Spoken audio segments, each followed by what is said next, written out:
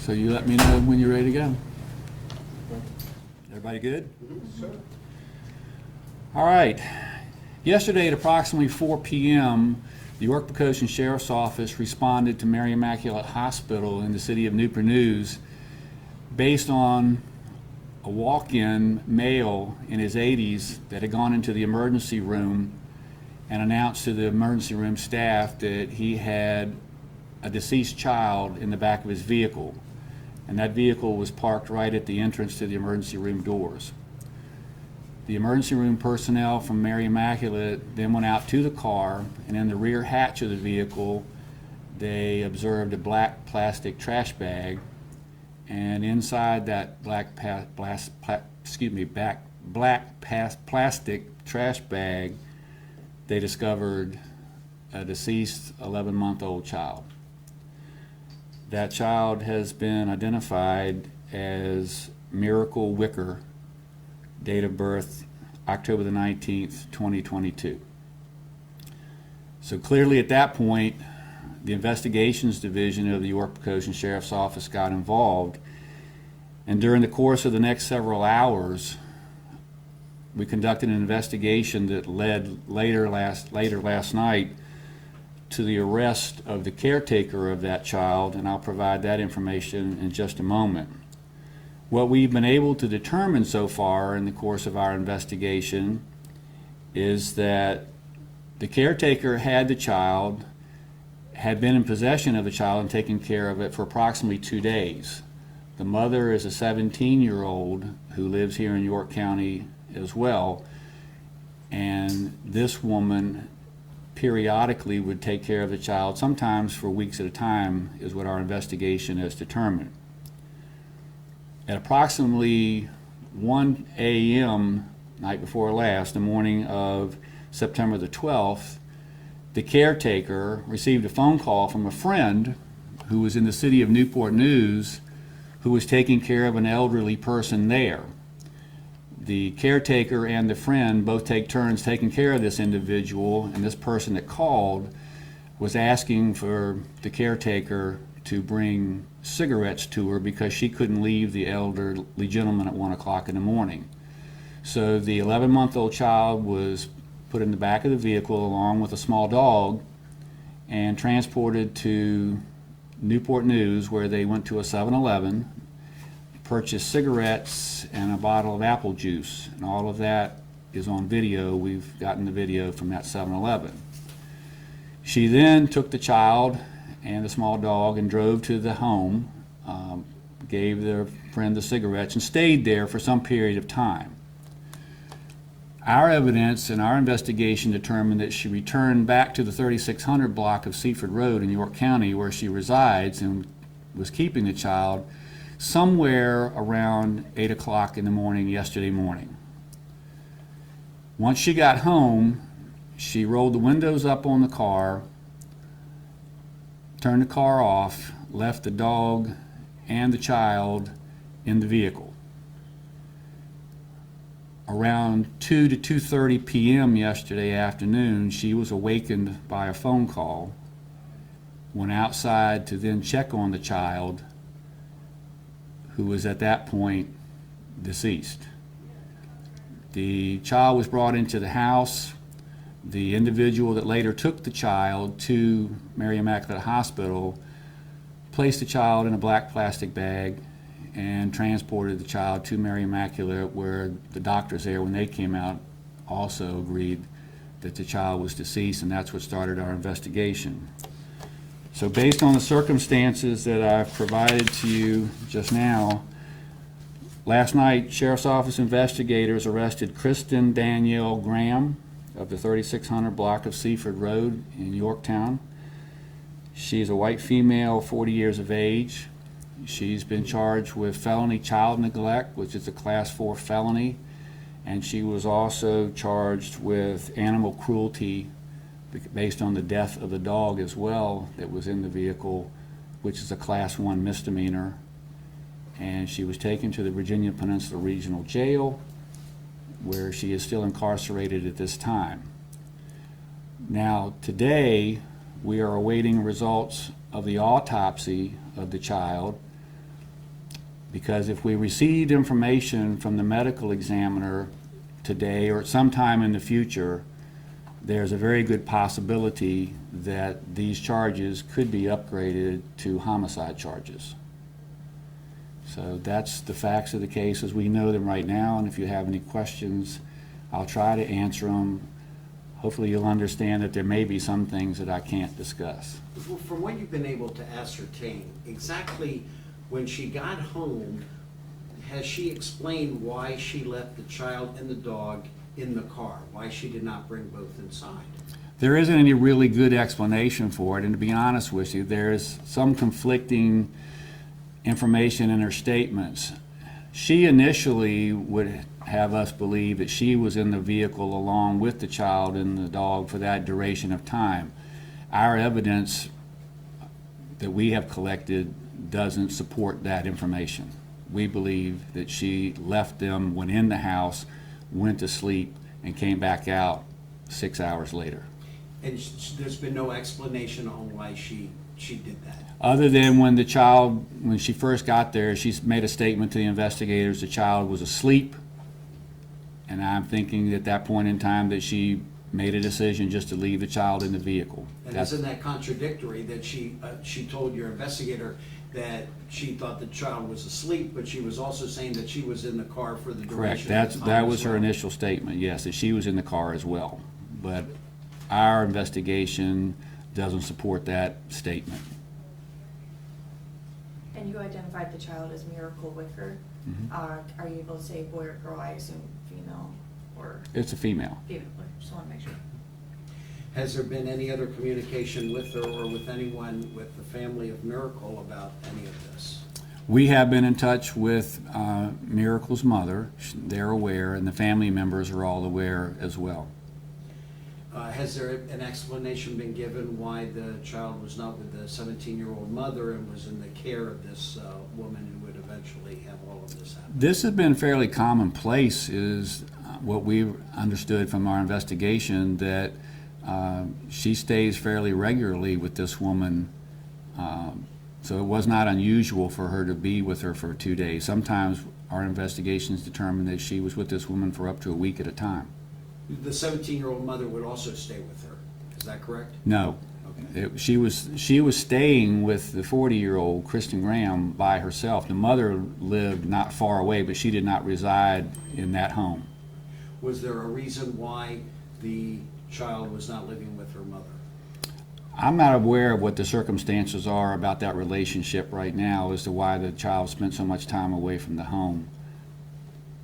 And forgive me if I'm trying to keep up with the details here. The relationship between the caretaker and the mother, what is that relationship? The mother lives with a very good friend of the caretaker, Kristen Graham. So that's how they came to know each other, through that relationship. And just so I'm understanding, how long was the child actually left in the vehicle? Was it 1 a.m. the night before to 2:30 p.m. the following day? Well, I guess the same day? No, 1 a.m. is when Miss Graham left with the baby and the dog to go to Newport News, buy cigarettes for her friend who had requested she do that, then took them to the house.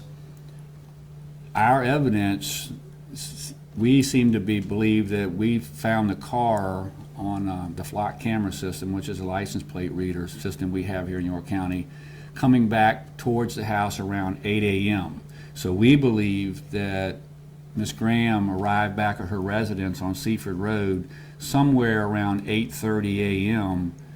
and the child would have been in the vehicle between 8:30 a.m. and 2:30 p.m. yesterday afternoon, along with the dog. On a very hot day. Yes, the heat index was at least 100 degrees or more yesterday. And you said she received a call approximately around 2 p.m. in the afternoon. Who was that call from, if you are able to release that information? We received a call about 4 p.m. yesterday afternoon from the hospital.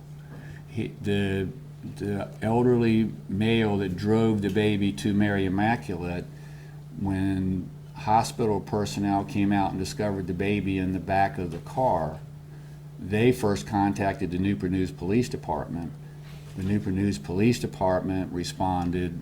Once they learned some of the circumstances, they reached out to the York-Poquoson Sheriff's Office, and that's when we arrived on scene. Do we know who made the call to the caregiver at 2:30 that awakened her, that she would then go out to the Yes. car and find the child and the dog? Oh, no, the 2 to 2:30? No, I'm not familiar with who made that phone call or what that call was about. She just gave a statement to us that she was awakened between 2 and 2:30 by a phone call, and that's when she went outside to check on the child. Is there any reason to believe she was intoxicated, or that there was some type of a mind thing going on that would allow her to forget that she had a dog and a child in that car?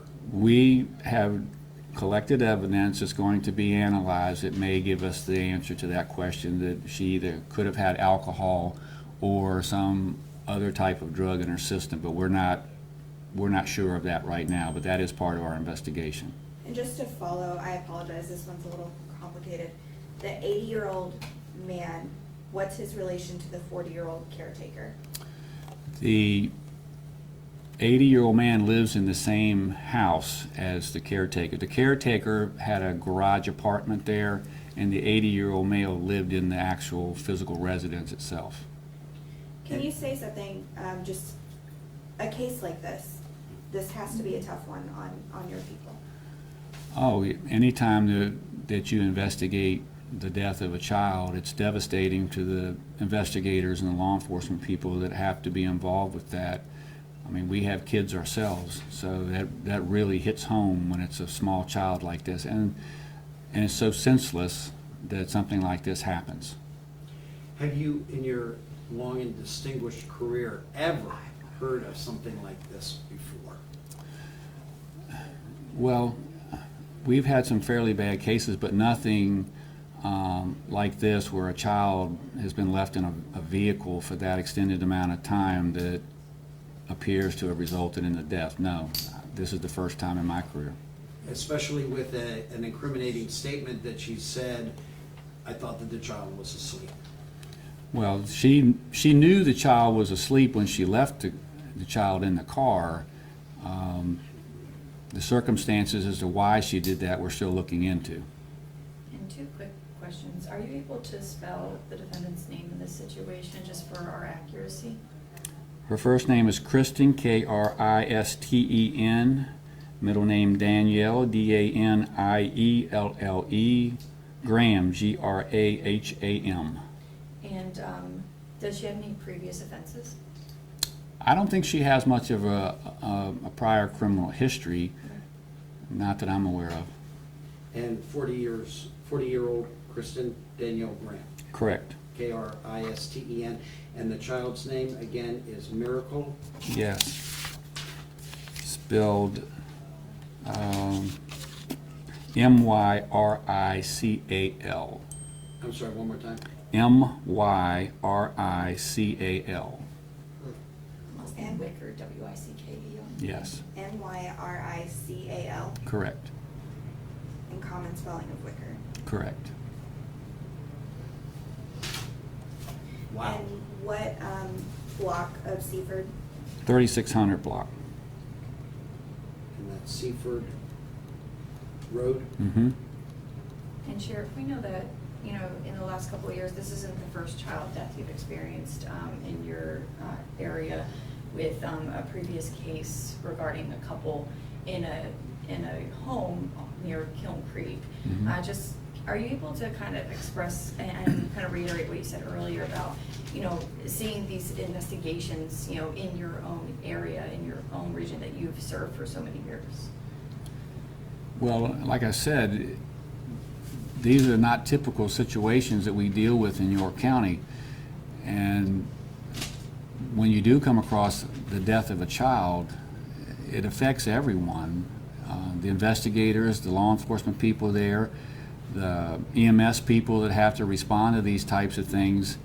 And I can tell you that the mood of the agency today, when we had a briefing on it this morning, is somewhat shock and disbelief, even though we're professionals and we have to do everything that we possibly can do to do a thorough professional investigation. It affects the people. Like I said, we have children ourselves, and I can tell you that we all go home and hug our kids and our grandkids a little tighter after something like this happens. What conversations have you had with the family? What have they said to you? Well, we're still doing interviews with them right now, so that's still ongoing right now. Now, she left to go see a friend at 1 a.m. She leaves the friend around, did you say 2:20-ish? No, she was we have her on video at the 7-Eleven in Denby area buying the cigarettes and apple juice around 2 a.m. She leaves there and goes to her friend's house and stays some amount of time. And then she comes back at 8:30, right? We have her coming back into the county around 8 a.m., so we believe that she arrived back at her residence somewhere around 8:20 to 8:30 a.m. Right, and do we know, has she explained what she was doing at that other place between that 2 and 8 a.m.? Basically just talking with her friend, spending some time with her. And the Seaford Road, that is Graham's residence, correct? Correct.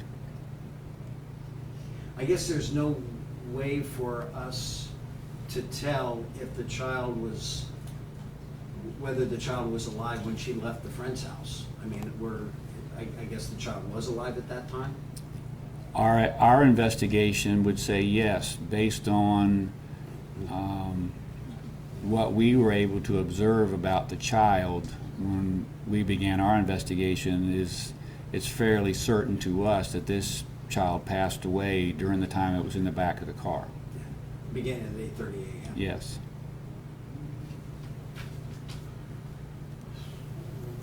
Anything else? Thank you very much. Thank you, Sheriff. Thank you. Sheriff. Mhm.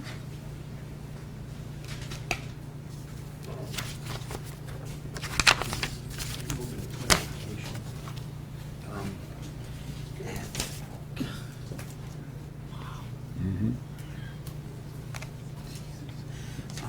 Where was the 7-Eleven? Do you have the address we have? It's at the intersection of Denby and Old Courthouse. Denby and Old Courthouse. Goes to the 7-Eleven, then goes to the friend's house. Do you Mhm. know the address of that? I do not. I don't have that address right now. Okay. And then comes back to the house on, do you know the exact address on Seaford? It's on our warrant 3604. 3604 Seaford. Do you have a copy of the warrant? Is that on? Yeah, these are copies of it. Okay. Okay, can we have